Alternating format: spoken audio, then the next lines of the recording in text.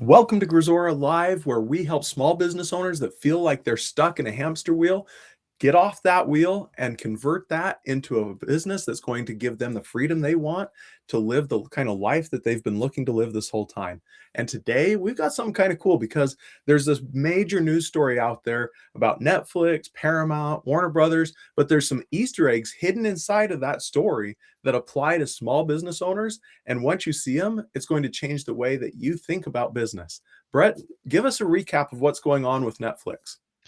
Well, I mean, the real sad thing is that it is the end of Hollywood. I mean, the entire movie industry is pretty much over with this merger happening. Toast, huh? Completely toast. Never see another movie. And well, I mean, there will still be movies, but the cost to consumers is going to skyrocket, and we are going to continue to have this consolidation, and prices are Mm, going to continue to go up, and pretty soon, only the rich will actually be able to afford entertainment. no kidding. It's that bad, huh? It is awful. This is all but a national emergency. It sounds like it might actually be one. They just haven't gotten around to declaring it.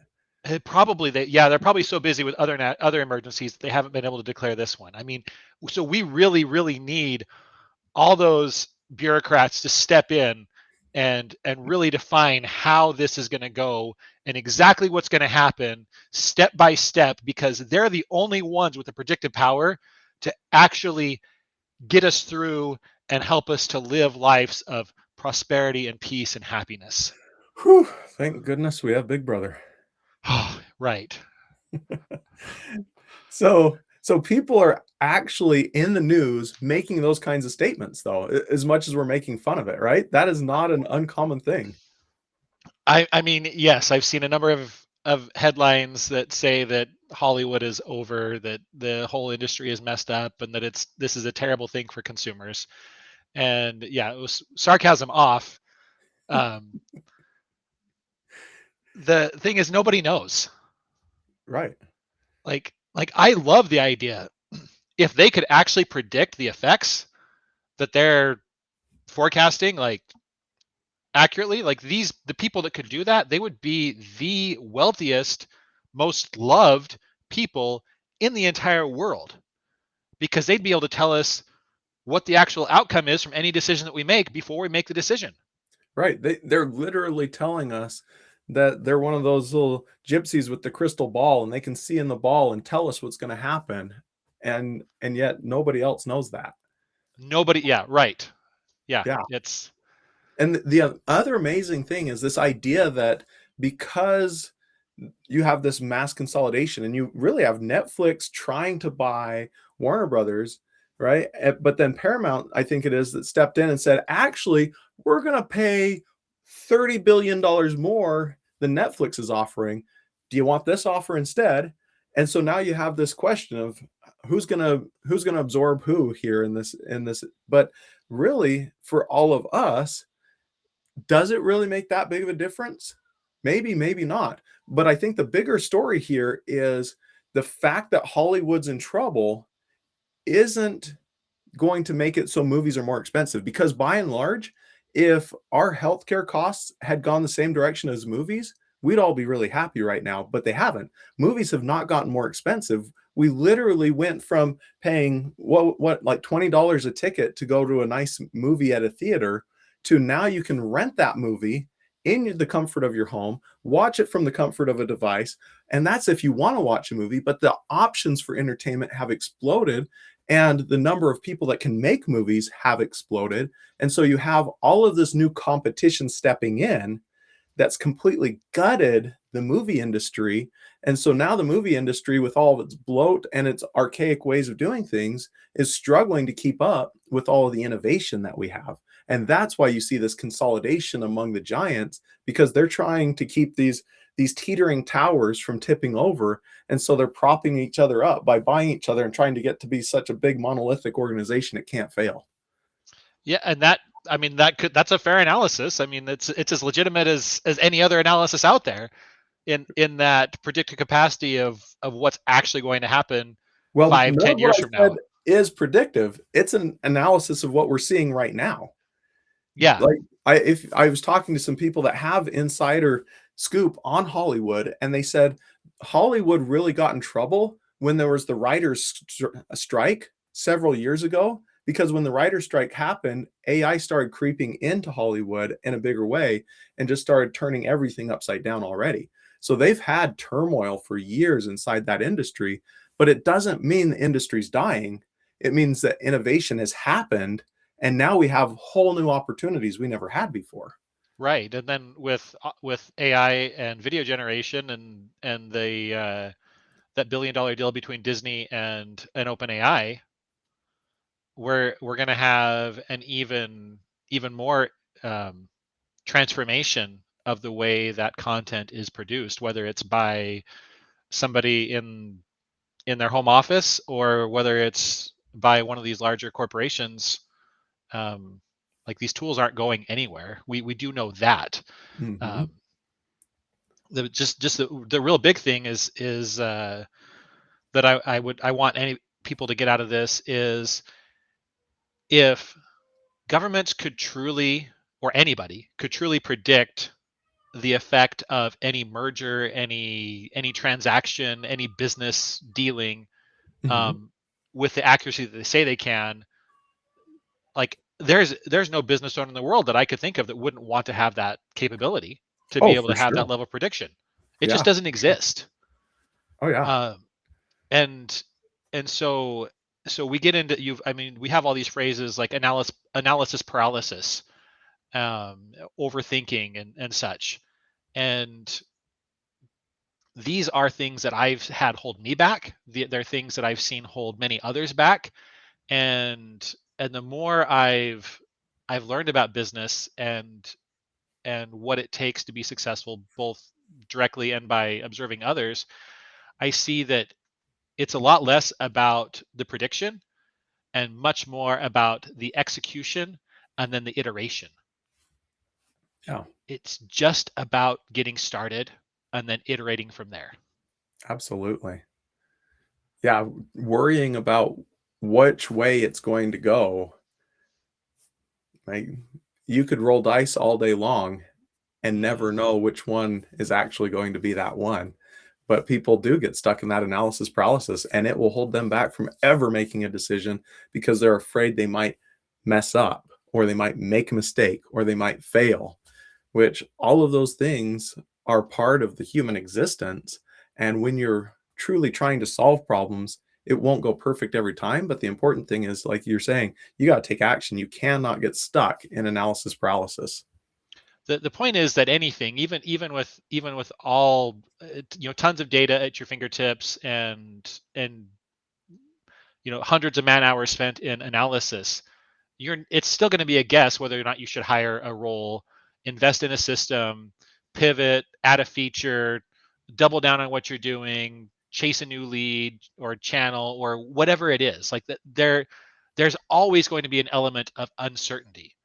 And we don't win at business. You don't win at life by guessing right. Right. At least not. I mean, we do have those stories where somebody, they had a lucky guess and it turned big, but Mhm. that's only a small piece of the story. What what I found that really works is you take action, you test, you observe, and you iterate, and you just follow that cycle over and over and over again, and that's what really leads to that long-term success. You're not hoping to pull the lever on the slot machine and make your millions of dollars just from one pull. I mean, you could sit there and do that forever, and that's essentially the same thing as guessing, um, and either not taking action or whatever else. Yeah, I really like that. The other thing that really stands out to me with this, and how old is Netflix versus Paramount versus Warner Brothers? Well, I would say that both Paramount and Warner Brothers are probably much older than Netflix. Yeah. I believe Netflix, relatively speaking, is the young pup. And that's an interesting thing to me. The other thing that's interesting to me is Netflix used to be teeny tiny little company, and they were trying to figure out how to get acquired at one point.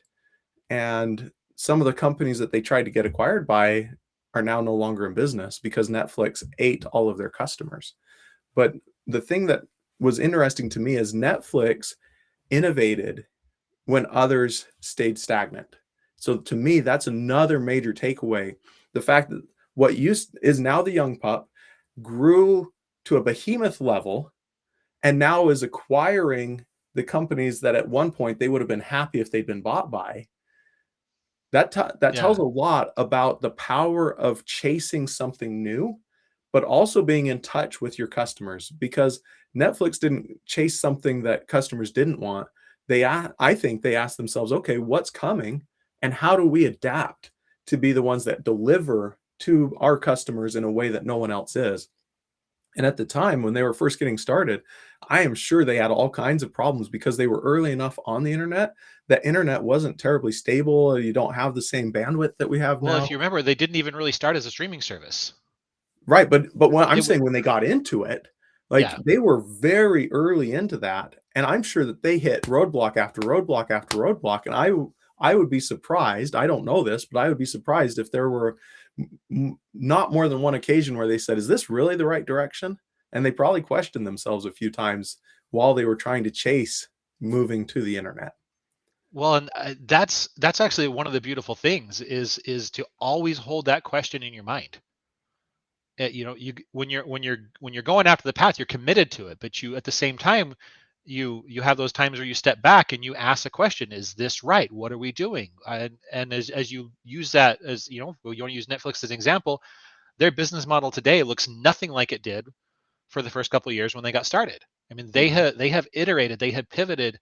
They're doing things that um, was it they're doing things today that weren't even considered possible probably even 10 years ago. mhm, And they've continued to see what happens, to react to the market, and to adapt and change to try and continually create more and more value, and strengthen their relationships with their consumers so that they can lock that in. And I mean, and how many copycats do we have? And and they're still one of the preeminent sources out there mhm. for in that model, in that streaming with that stream model. Yeah, absolutely. And I wanna just call out that idea of innovation and really make it crystal clear. As a small business owner, you can apply those same principles and should apply those same principles into your business. If you see that change might be coming and you're thinking, okay, my customers may have different needs or they may want to be receive the service in a different way. How do I, as a business owner, take advantage of that and start doing some research? And maybe you can ask your customers, how do they want things to change, and find out what it is you can do to innovate, because oftentimes innovation is going to be the next golden opportunity that people don't recognize. So many businesses get stuck in the routine of just fulfilling. We'll find a few more customers, we're going to fulfill, but if they're not innovating, they're going to slowly be dying every single day. Yeah, well, it's that overused analogy of skate to where the puck is going to be, Hmm. not to where it is. And and that continual growth and innovation is a lifeblood of a business, even if it's just small tweaks and adjustments to your core service and just refining that. Innovation doesn't mean that you have to be adding new things in or making big changes. It means that you continually improve what you have, but the key is in communication with your customers.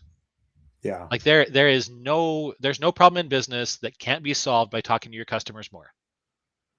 Like that, if you want an adage that is true all the time, there's no problem that you can't solve with your business by talking to your customers more. I mean, because that will give you the insights that you need on what to do. Your customers may not know exactly what they want, but if you learn to listen to the things that they're saying uh, um, openly, and you are constantly trying to iterate and improve, it will spark an idea that then you can experiment with.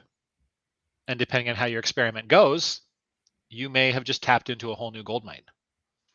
definitely. Yeah, yeah, it's amazing what the customers will tell you when a person slows down enough to actually listen. And that is the key. There, I mean, how many times have you filled out surveys for companies, or I know I've been involved on both sides of it, where it's like, we want to do the survey. Well, why? So we can find out what our customers want. Okay, well, what are you like? What are you looking for? What's the point? How is the message come across? And then we put it together. We collect the data, and at the end of the day, the leadership barely glances at it. Hmm. All they're looking for is um, reaffirmation of what they already have in mind. Right. They don't actually listen with an open mind to figure out what they can actually change and do better. They're just looking for an echo chamber. Hmm. And if that's what you want, then it's really, really easy to pull that information out of nearly any customer survey. But if you truly listen, put yourself in your customer's shoes, and recreate their experience in your own mind, it will open up new opportunities. And we don't even necessarily need to do a customer survey to get this data. When you're Right. in the sales process and a potential customer is coming to interact, they're giving you mountains of data at that moment when they're talking to you and explaining their problem, explaining the issues, how they're struggling, what they're looking for. Hmm. All of those are their dream, their problem and their dream. That's what they're sharing with you in those moments. So if you can collect that data, or on the flip side, once they're already a customer, if they come back for support or they have a question or any of those things, you're again having the opportunity for mountains of good data that tells you, oh, this is the pain they're feeling. This is what they're hoping for. I have a crazy experience where I've been working with customer support with one company for a couple of days now. And I opened up the support ticket and explained in detail the exact situation, and went through everything. And the support agent must not have read anything that I said, because all they did is sent me the steps that they have in their help desk that I'd already outlined, that I already had done all these things. It didn't help, it didn't fix it. And they were like, here, do these things. I already did all that. It doesn't work. I need your help. Oh, I'll send you on to someone else. Next person. Hey, this is what you do. And they copied the support. And that's happened 5 times. I've literally explained that none of the steps in their support is fixing it, and I need their help. And each time they come back by copying their support and putting it back in there. No one is listening to me. And how often does that happen to you? And if it happens to you, how often is it happening to your customers? Sounds like this company is about to lose a current customer. They might. It's getting a little bit absurd. If it wasn't so comical, I'd probably be angry. Yeah, but yeah, as you do that iteration, that experiment, it is really important to listen, and that feedback that you really, really need is from the customer side. And um, yeah, there are a number of companies out there. I'm not going to name any names, but they do a great job at telling their customers when they're experimenting. Mm, They create that type of relationship with their customers. Say, there's this issue that we know you have, and this is our attempt to solve it. We don't know if this is actually going to work, but this is what we're going to try for a while, and then we'll get your feedback and see what's going on and adjust from there. hmm. I'm not sure I'd be okay with that if a plumber came in and I had a leak and he told me that, but I could see a lot of other instances where maybe that could Yeah, be a good fit. yeah, especially in tech and software is where I've seen that be much more effective, and it makes you as a customer feel like you're involved in the process in some way. It makes you feel like you're heard, that they understand you, and that they're trying.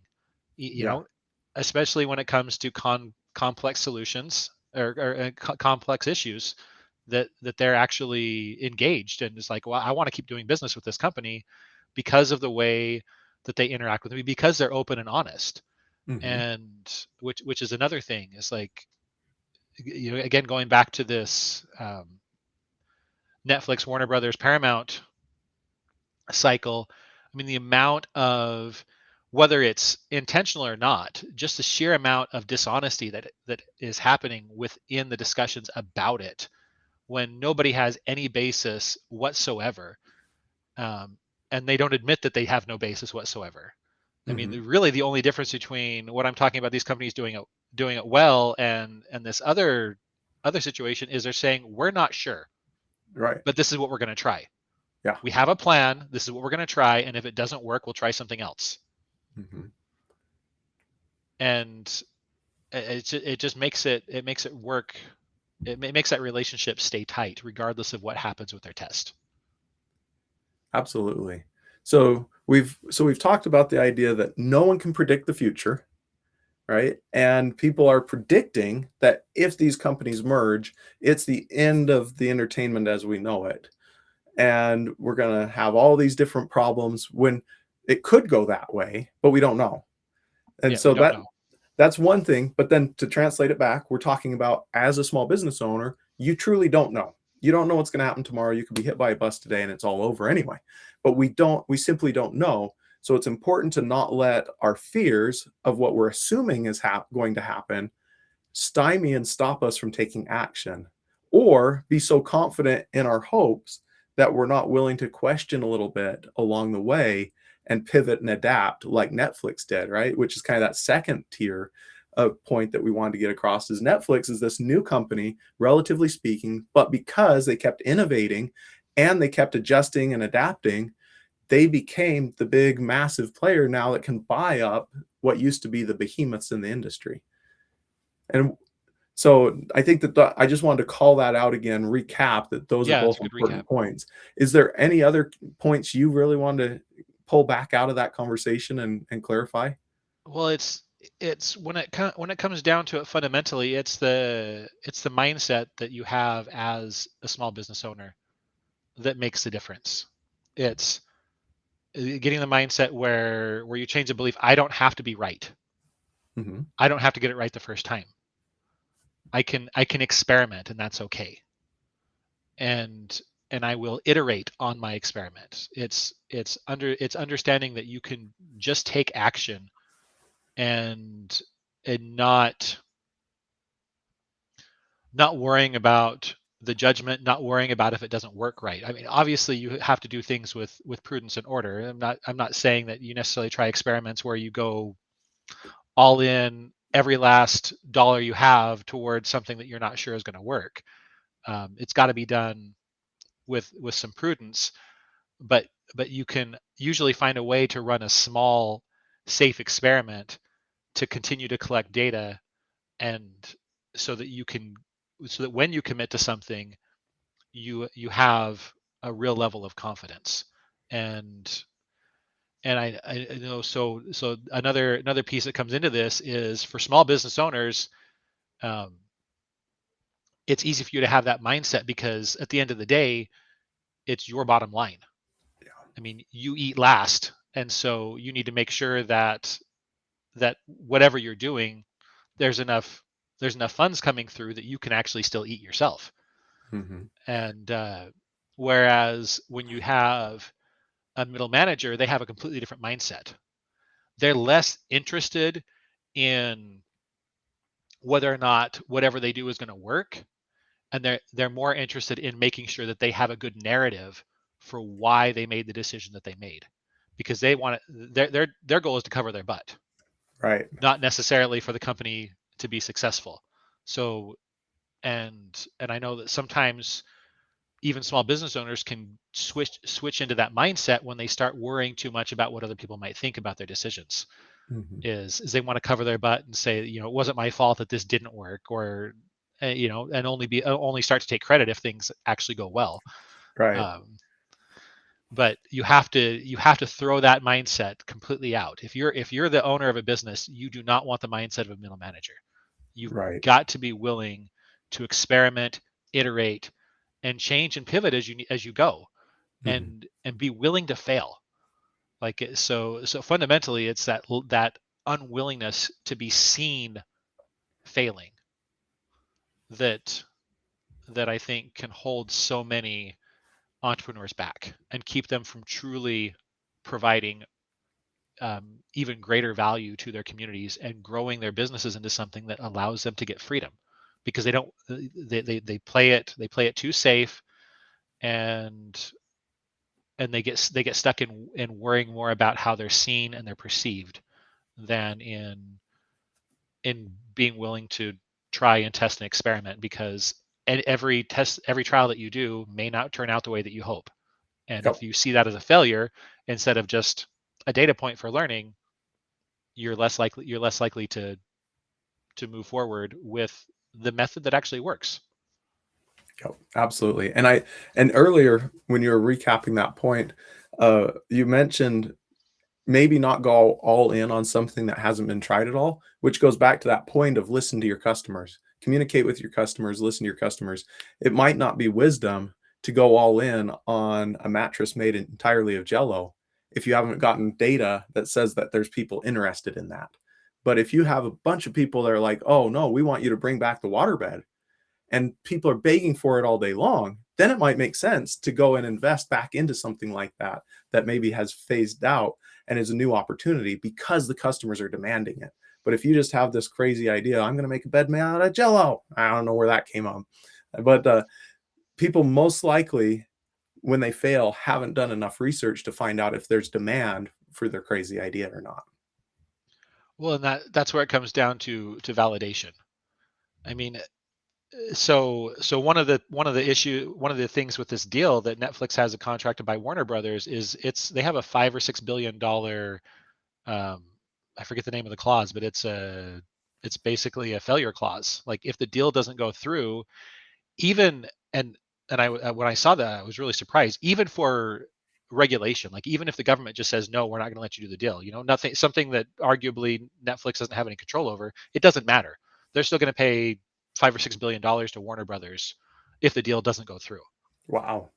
Like, so Netflix is that confident that this deal will happen and that it will pass regulatory scrutiny. And we've already talked about how absurd it is that there's regulatory scrutiny in the first place, but it is, and it theoretically it could derail the deal.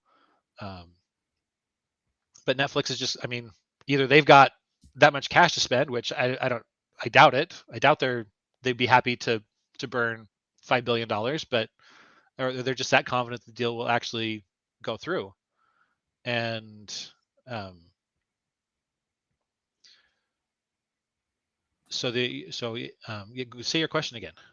Oh, well, I think to summarize what I heard you talking about with that is they have validated that this is going to be a good deal for them, and they've exhibited Oh, their that's right. commitment to Yes. it by saying, we're willing to put this giant pile of cash on the table. And if for any reason we can't do the deal, you still get to keep the cash, which is Yeah. a huge level of commitment. Yeah. Netflix already knows what they're going to do with the content.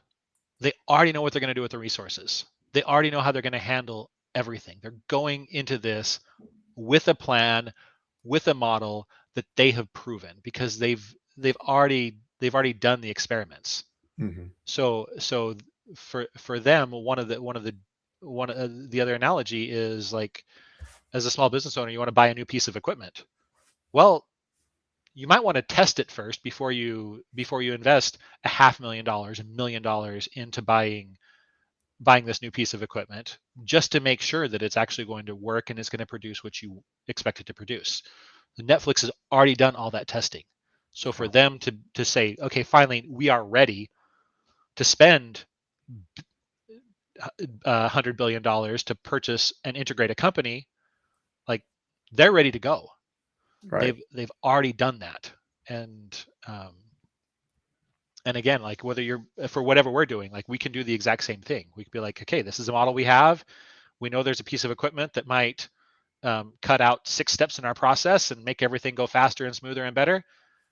Well, are you listening just to the marketing promise from the place that makes the piece of equipment, or have you actually seen it in practice?